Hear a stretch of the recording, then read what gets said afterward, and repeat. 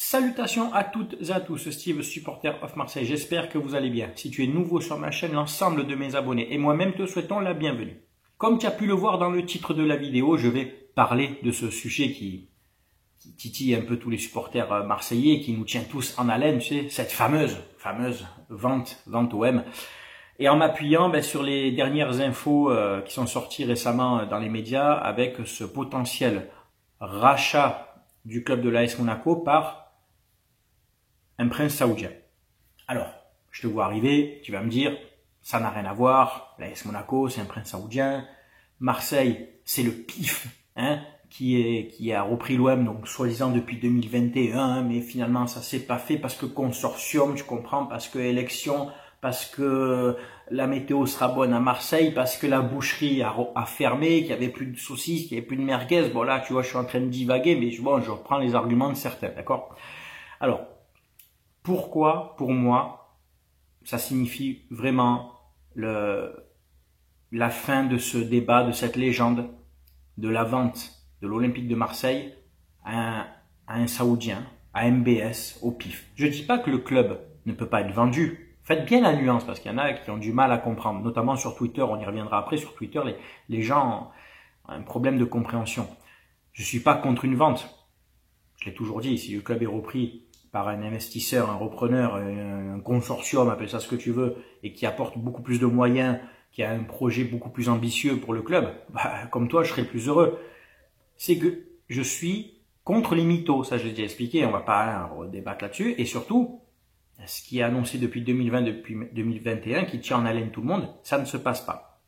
Pourquoi là maintenant, je pense qu'il va falloir arrêter basta avec ce délire de saoudien, c'est que l'AS Monaco est mis en vente par son président, par son détenteur, Rybolovlev, qui détient 66% des parts, puisque le reste appartient à la principauté de Monaco, au prince Albert. D'accord? Jusque-là, on est d'accord?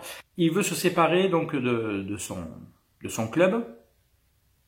Deux offres ont apparemment retenu son attention. Une qui viendrait de Belgique et l'autre qui viendrait d'Arabie Saoudite, d'un prince ou de plusieurs princes, j'en sais rien, enfin qui viendrait d'Arabie Saoudite. D'accord?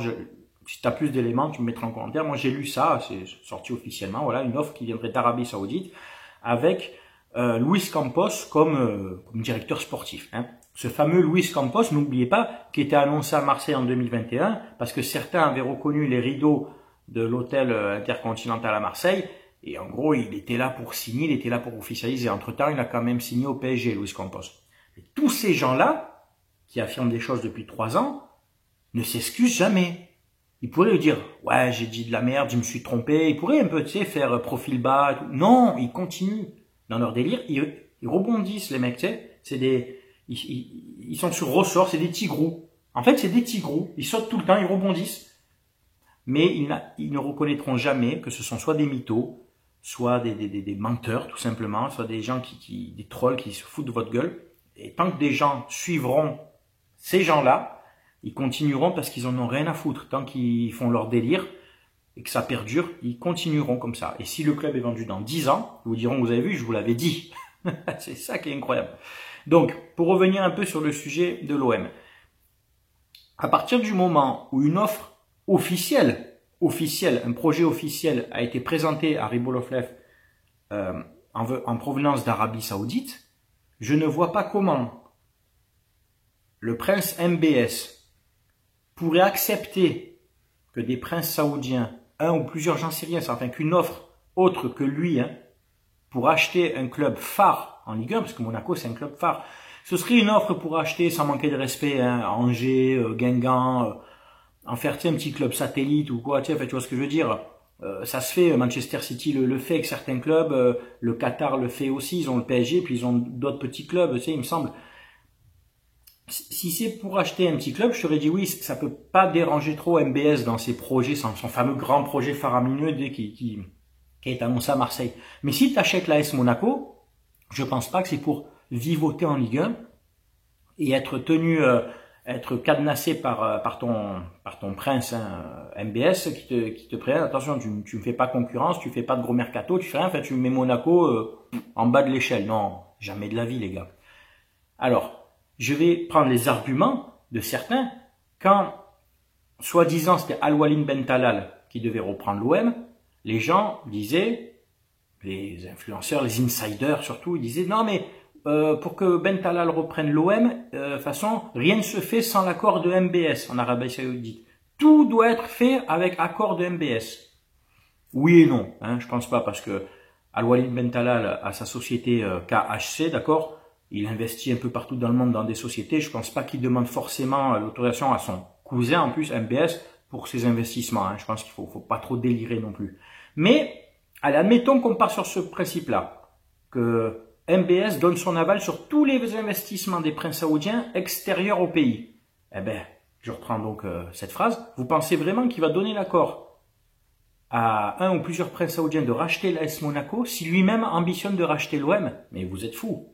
Vous êtes fous. Vous êtes vous-même créé une légende et tiré une balle dans le pied. Cette fameuse légende qui existe depuis 2020, depuis 2021, où rien ne s'est fait, concrètement, hein, rien ne s'est fait. Tout ce qui a été annoncé par, j'en pointe pas un en particulier, hein, l'autre clown de chez Hanouna, là, tu sais, TV, hein, pour donner que les initiales, il n'y a pas que lui, hein. Il s'était entouré d'une équipe de clowns. Et ça, je peux le dire, hein. Il les a même cités dans une vidéo, dans sa vidéo, il disait l'OM est vendu. Il a cité une équipe de clowns. La moitié de ces gens ont disparu et l'autre moitié continue à vous raconter de la merde. Ou alors ils ont un peu, tu sais, changé leur discours. Tu sais, ouais, mais non, mais parce que c'est fait, bon, du blabla, de la merde, hein, de la mythomanie. Faut poser les termes, de la mythomanie. Qu'est-ce qu'il y a eu depuis 2021 qui a été annoncé par tous ces gens et qui s'est produit? Je vous pose une question. Certains vont te dire, oui, il y a eu des gros mercatos, etc.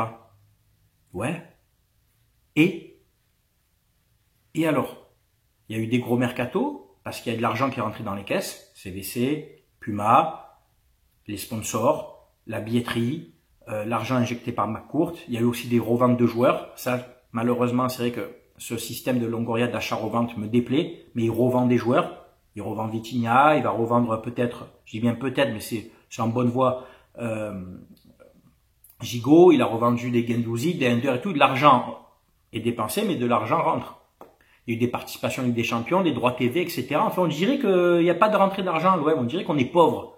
Il y a énormément de rentrées d'argent. Sachez-le. Guichet fermé, vente de maillots, tout ça, on dirait que les gens ont tendance à oublier. Mais pour certains, c'est les Saoudiens qui finançaient en sous-main, tu sais, en cachette, tu sais, quel intérêt, je ne sais pas. Moi, TV m'a dit en privé hein, que Gerson, c'était, ça faisait partie des investissements saoudiens. Ils étaient là, qu'ils étaient déjà là et qu'ils finançaient. Du coup, est-ce qu'on doit leur rembourser Gerson ou c'est cadeau? Tu vois ce que je veux dire?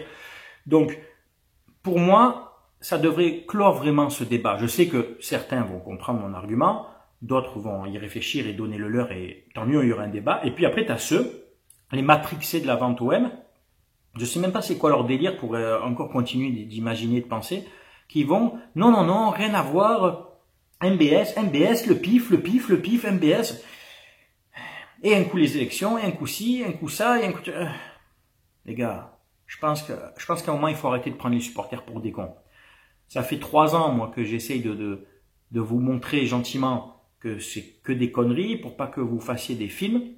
Et comme vous, je suis triste de la situation de l'OM qui n'évolue pas. On a eu des bons coachs, hein. Sampaoli, c'est un bon coach. Tudor, j'ai été très dur avec lui, mais il a quand même apporté un fond de jeu, tu vois, même si malheureusement, ça l'a pas fait avec certains joueurs.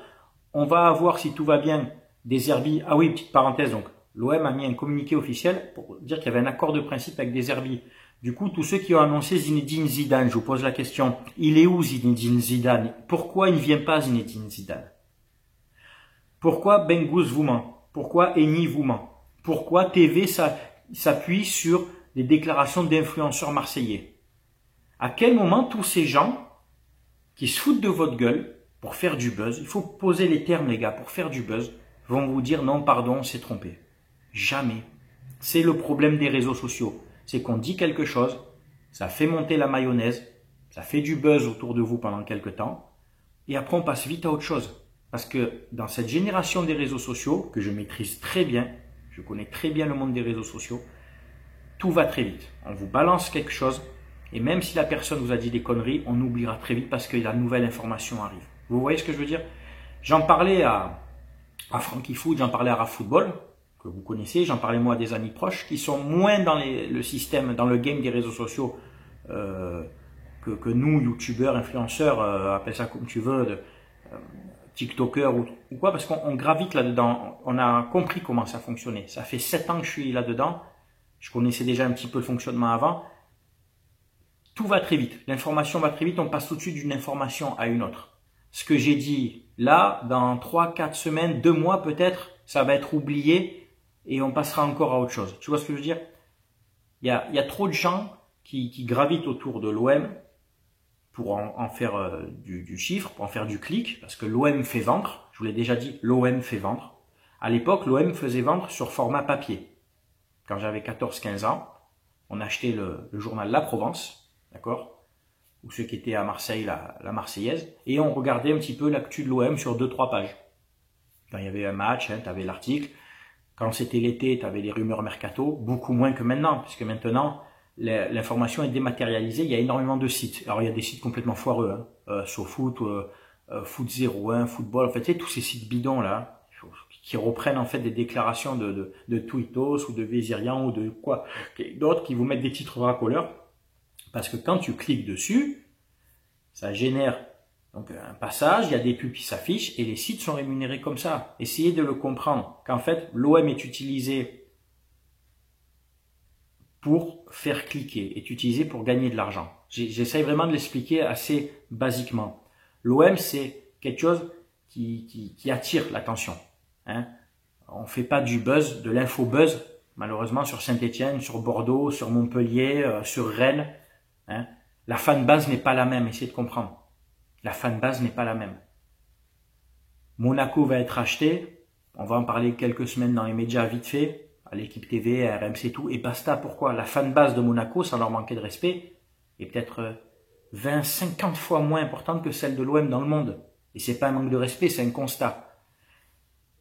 L'information, le média paye aujourd'hui. Sous toutes ses formes, papier, dématérialisé, tu fais des vidéos, tu parles de l'OM, tu fais plus de vues que si tu parles d'autre chose. Prenez l'exemple de votre gourou, pour ceux qui suivent votre gourou. Avant qu'il parle du sujet vente OM, 2500, 3000 abonnés sur sa chaîne. Il faisait des vidéos, tout le monde s'en battait les couilles. Il parlait de basket, il parlait de catch, il parlait de tout le monde s'en battait les couilles. Il a commencé à parler de l'OM, il s'est généré une fanbase. Je sais pas, 25 000, 30 000 abonnés, j'en sais rien, je m'en branle. Sur Insta, il a augmenté, sur TikTok, sur Twitter, tout ça, tant mieux pour lui. Il a généré une fanbase qui lui a permis d'avoir des partenariats. Tu arrives à comprendre ça? Avant ça, il n'avait pas de partenariat. Les VBet, les CSA, les ventes de maillots et tout. Alors à moi, ça c'est... À moi, ces avocats sur Twitter, on va parler donc du coup de Twitter maintenant. Sur Twitter, ces avocats, tu sais, ces chiens de garde m'accusent à moi donc de vendre des faux maillots. Bon, déjà, je vends rien, encore une fois, de promouvoir des faux maillots. Ce sont des répliques, je l'ai toujours dit, je m'en cache pas. Grâce à la vente de ces répliques, on met de l'argent dans une cagnotte et là, on va arriver au début juillet, je vais faire le virement pour les 2 associations à Marseille, les Petites Sœurs des Pauvres et Sourire à la Vie. Ça fait déjà 3-4 ans que je travaille avec eux, pour ceux qui me suivent. On en est à plus de 4 000 € de dons. Je pense que cette année, on va arriver à 5 000, 5 500. Je veux bien, moi, qu'on me reproche de promouvoir des maillots répliques. Mais votre gourou qui promouvoit des maillots répliques aussi sur Global Selling, et ces chiens de garde qui me disent non mais lui c'est des vrais maillots. Oui bien sûr, des vrais maillots à 40 €, des vrais maillots de l'OM 1999 écrit encore Ericsson. C'est vrai qu'on en trouve dans toutes les boutiques Intersport, ces maillots là, bien sûr. Adidas produit encore des maillots de l'OM 99, bien sûr. Ce sont des répliques, sauf qu'elles sont plus chères que sur mon site à moi. Pourquoi? Parce que le mec Global Selling là, lui comme d'autres, achète en Chine dans ses sites.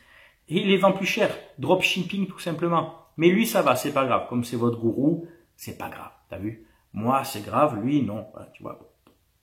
Ça vous donne un peu une idée de la mentalité de ces gens qui le soutiennent. Ils sont complètement matrixés. Ils sont complètement, c'est la secte quoi. Tu sais, lui il a raison. Tu sais, c'est Dieu Soleil. Il peut faire tout ce qu'il veut. Il a raison. Moi je fais pareil en moins cher. Mais moi, c'est pas bon. Tu vois ce que je veux dire? C'est extraordinaire. Et je te dis, les gens qui le suivent, en général, c'est malheureux, mais ils sont soit très naïfs, ça me fait de la peine pour eux, soit très cons parce que tu as beau leur apporter des arguments, ils comprennent pas, soit à un moment, on dirait que ça vous arrange, je sais pas, de croire en quelque chose et de persister là-dedans, je sais pas, parce qu'ils vous vendent du rêve. Si moi j'avais commencé à faire des vidéos en disant ouais, l'OM va être acheté par un consortium indien, vous verrez, on aura un gros projet, j'aurais fait beaucoup plus de vues, j'aurais eu beaucoup plus d'abonnés, mais tenir des gens en haleine comme ça pendant 3-4 ans, faut être sacrément culotté pour rebondir comme ça tout le temps. Faut être sacrément, faut pas avoir trop de dignité, tu vois. Faut arriver quand même à se regarder dans un miroir le soir et à dire ouais, j'ai encore raconté des conneries, les gens me suivent. Mais bon, tout ça, on en parlera beaucoup plus en détail dans cette vidéo que je vous prépare. Elle est un peu longue, mais je vous ai dit que je vous préparais une vidéo. Là, vraiment, le sujet de cette vidéo, c'était donc la fameuse vente OM à des Saoudiens, je précise, à des Saoudiens, alors que pas du tout, alors que ils ont fait une offre officielle pour reprendre l'AS Monaco. Je te dis pas qu'ils vont reprendre l'AS Monaco puisque il y a une offre venue de Belgique. Mais à partir du moment où tu fais une offre pour reprendre Monaco, c'est que tu es intéressé, c'est qu'on ne te met pas des bâtons dans les roues, c'est que MBS t'a autorisé, tu vois. Maintenant, si Monaco est repris par des Saoudiens et que MBS plus tard, je sais pas, quelques années, via le PIF, reprend l'OM, pourquoi pas, j'ai envie de te dire pourquoi pas, mais je vois pas trop l'intérêt de se concurrencer comme ça dans le même championnat, sincèrement. Ou alors, l'autre qui aura repris Monaco aura les mains liées, pourra pas faire tout ce qu'il veut, et dans ces cas-là, je vois pas l'intérêt. Soi-disant, reprendre Monaco pour l'Arabie Saoudite, selon Vizirian et tous ces groupies, c'est pas un bon soft power, tu sais, pour s'impliquer, tu sais, mondialement, passer par le sport pour faire sa promotion. Ah bon, Monaco, c'est pas un bon levier, c'est pas un bon biais pour s'impliquer dans le monde. Et tout le monde connaît Monaco dans le monde. Je parle pas du club, je parle de la ville, du Rocher, de tout ce que ça représente. Tout le monde connaît Monaco. Le bling bling, les casinos, la défiscalisation très intéressante, le paradis fiscal, donc le côté touristique. Monaco, quasiment pas de comment je pourrais dire, pas de problème, pas de mœurs comme chez nous à Marseille, tu vois, beaucoup moins de problèmes sociaux dans la ville. Tu peux travailler beaucoup plus sereinement, tu vois ce que je veux dire. Je pense pas qu'il y ait autant de problèmes du milieu, comme on dit, ou mafieux, comme il y a à Marseille, qu'il pourrait y avoir à Monaco. Il faut le dire les choses, hein. C'est plus tranquille de travailler à Monaco qu'à Marseille. Tu vas pas être emmerdé par les supporters à Monaco, ça c'est clair, hein. Ils vont manifester peut-être vite fait pendant 10 minutes devant le centre d'entraînement de Monaco, et puis gentiment ils vont rentrer chez eux en Ferrari, tu vois. Pourquoi ça serait pas intéressant de reprendre Monaco? Tu plaisantes ou quoi? C'est quoi cet argument bidon là? En plus, Monaco a fait une extension sur la mer, des travaux énormes qui ont coûté plus de 2 milliards d'euros pour agrandir la ville, donc en rajoutant de l'immobilier, des magasins de luxe et tout. Ça peut intéresser quelqu'un qui reprend le club et qui veut investir financièrement dans l'immobilier à Monaco. Vous y avez pensé à ça? Là, il y a un truc à faire au niveau financier et immobilier à Monaco. À Marseille, c'est fermé, c'est cadenassé. À part le dossier du parc Chano où à 99% de chance c'est la CMA-CGM et la société de Lyon, GL Events qui vont reprendre le marché, il y a plus rien à faire au niveau immobilier à Marseille. Ouais, après tu peux acheter un restaurant par-ci, tu peux acheter un immeuble par-là, mais tu as compris quoi. On parle de grosses valeurs immobilières. Le Qatar à Paris a racheté des gros hôtels, a racheté des domaines entiers. Hein. Là, à Marseille, malheureusement, il y a, en termes de grosses valeurs marchandes, à part le parc Chano, il n'y a pas grand-chose. Je parle vraiment en masse, hein. Pas d'acheter un bâtiment par-ci par-là, t'as compris. Là, à Monaco, il va y avoir un gros potentiel immobilier. Est-ce que l'Arabie Saoudite, via son repreneur, en disant voilà, il s'arrange avec le prince Albert, on reprend 66% des parts d'AS Monaco, tu nous ouvres le marché immobilier de Monaco, enfin j'en sais rien, tu vois, on s'investit dans les boutiques et tout. Et à quel moment Monaco n'est pas une vitrine, je parle pas du club, je parle de la ville, de la principauté, n'est pas une vitrine à travers le monde. Qu'est-ce que c'est que cet argument bidon là? Comme quoi passer par Monaco, c'est pas un bon levier. Zéro, n'importe quoi. Bref. Tu as donc mon avis. Je t'ai posé les arguments, j'ai même repris les arguments de ceux qui disaient oui, mais si c'est Awaid Mentalal, c'est sur accord de MBS. Eh bien, dans ces cas-là, si c'est repris Monaco par un Saoudien, c'est sur accord de MBS aussi. Voilà. Ça tient la route aussi, c'est dans l'état d'esprit que vous annoncez vous depuis 3-4 ans. J'aimerais vraiment que on arrête ces dissensions. Je sais que c'est compliqué. Au bout d'un moment, moi, je veux bien essayer de vous faire comprendre les choses pour ceux qui continuent bêtement et qui apportent aucun argument. Mais en fait, j'ai bien compris via Twitter surtout que dans la team OM, tu peux pas malheureusement t'entendre avec tout le monde, c'est dommage, mais surtout tu as des gens toxiques et malsains qui pensent vraiment à leur buzz à eux, qui pensent à leur image, à faire leur tweet, à faire leur vue, à faire tout ce que tu veux, et quitte à mentir aux gens en fait. Donc ces gens-là, tu pourras jamais les raisonner et ils s'excuseront jamais en fait. Donc si tu as encore envie de croire ces gens-là, crois-les, écoute, si tu as envie d'être naïf, j'espère que tu n'as pas cru au Père Noël jusqu'à tes 25 ans, parce que là, ça serait très grave. Mais on est dans le même délire, là. On est dans le même délire. Et puis surtout, il y a quelque chose, moi, qui me fait doucement rire sur Twitter, c'est tous ces gens qui, à côté de leur blase, bon, n'importe quelle blase, mettent des drapeaux de l'Arabie Saoudite. Vous êtes les premiers à dire, ouais, c'est le PSG du Qatar, le PSG du Qatar. Mais vous-même, vous vous prostituez. Vous vous prostituez. Ah, ça met des blazes Arabie Saoudite et tout. Et comment? L'OM, c'est quoi les couleurs de l'OM? C'est quoi? C'est bleu et blanc. Ça suce maintenant du saoudien, quoi, tu sais. Comme si, en gros, tu appartiens à l'Arabie Saoudite. C'est ton Dieu. Oh! Tu peux être acheté par n'importe qui. T'es pas obligé d'aller afficher son drapeau. C'est quoi ce délire? Ces mecs-là, est-ce que quand McCourt a repris le club, ils ont mis des drapeaux américains, tu sais, autour de leur blase? Demain, on est racheté par un Australien, vous allez mettre quoi? Des kangourous autour de votre blase? Ne venez plus dire après le PSG du Qatar, quand sur vos blazes, vous mettez les drapeaux de l'Arabie Saoudite. Alors qu'en plus, vous n'avez aucune attache avec l'Arabie Saoudite, vous n'avez aucun parent, vous avez rien de saoudien en fait. Rien du tout. Tu vois ce que je veux dire? En fait, c'est lamentable, en fait, c'est pathétique. Excusez-moi, mais c'est pathétique. Que tu mettes un drapeau parce que tu as des origines espagnoles, italiennes ou quoi que ce soit, tu veux faire référence à quelque chose ou tu veux soutenir la Palestine, tu mets à côté de ton blase le drapeau palestinien, ça je peux l'entendre, je peux comprendre. Mais là, en gros, depuis 3-4 ans, tu as des mecs avec des blazes, là, ils sont quelques-uns sur Twitter, avec le drapeau de l'Arabie Saoudite. Mais vous êtes quoi, des ambassadeurs? C'est incroyable, non mais c'est cette partie de la team OM, moi, qui me... Ah, je vous le dis en face, parce que moi je suis pas caché derrière un faucon sur Twitter ou quoi, je vous le dis en face. Vous me faites pitié. Vous me faites grave pitié, en fait.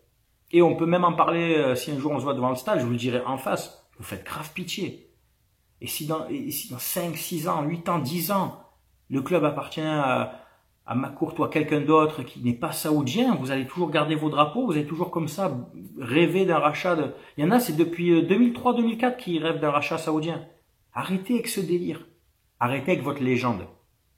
Et vous allez trouver un bon gourou qui vous l'alimente, cette légende. Ah oui, alors ça par contre, la storytelling, avec sa propre armée numérique, c'est le premier à dire, ouais, l'armée numérique anti-vente, non, il a créé sa propre armée numérique. Très très fort, très fort, enfin très fort avec les plus naïfs, voilà, pas avec les gens un petit peu plus éveillés, malheureusement. Voilà, c'est à mon avis sur cette vidéo. Je vous ferai une vidéo mercato aussi. Pour l'instant, j'en ai pas fait. Pourquoi? Parce qu'il y avait rien. Il se passait rien à part des rumeurs. Je vais pas vous commenter toutes les rumeurs. C'est bon. Vous pouvez lire sur les articles, mais attention à ce que vous lisez. Vous savez que 9 fois sur 10, c'est du clic. C'est du clic pour faire vendre, les gars. Tu le sais. Donc, première recrue apparemment, Lilian Brassy, le défenseur, qui vient de Brest. Transfert autour de 9-10 millions d'euros. C'est très bien pour un jeune joueur qui a fait une très belle saison à Brest. Vitinha donc est parti, on en parlera aussi. Gigot est en instance de départ. Iliman Ndiaye est en instance de départ. Sarr a demandé à être transféré aussi. Tout ça, je vous ferai une vidéo mercato, effectif, qui j'aimerais conserver, qui j'aimerais voir partir, etc. Et puis après, bien entendu, comme d'habitude, on en débat. Voilà. N'oubliez pas, jusqu'à mi-juillet à peu près, jusqu'à la fin de l'Euro, grosse offre, grosse promotion avec mon partenaire mayogo.co. Tu peux avoir 1 ou 2 ou 3 ou 4 maillots offerts selon ton panier. Toujours avec le code SOM, hein, le code SOM, tu auras 15% de réduction, ça bouge pas. 5% de ton panier est reversé dans la cagnotte pour les 2 associations, donc en plus tu participes à des dons, enfin une action caritative.